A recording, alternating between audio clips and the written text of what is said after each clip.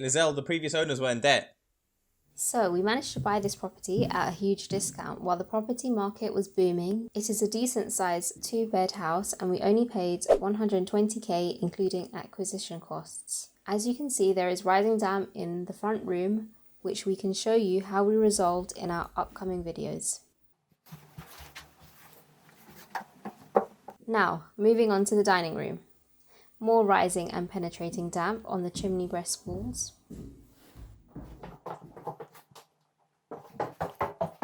Moving on to the kitchen. This kitchen is a pretty decent size for a 2-bedroom house.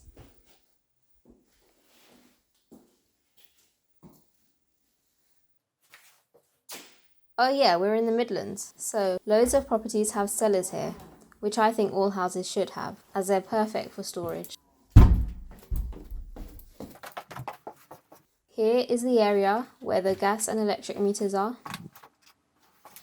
And here is the main cellar room, which has a respectable ceiling height of almost 6 foot. By the way, this is the area which is responsible for the damp in the front room at the beginning of this video.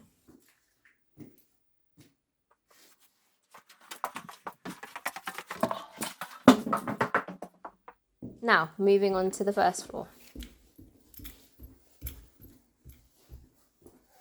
Obviously, this is a bathroom and it does not need too much work doing to it. It's pretty large and is actually as big as a medium-sized double room.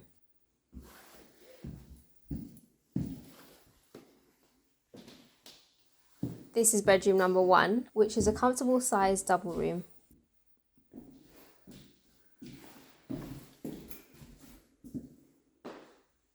It also is the bedroom that overlooks the garden.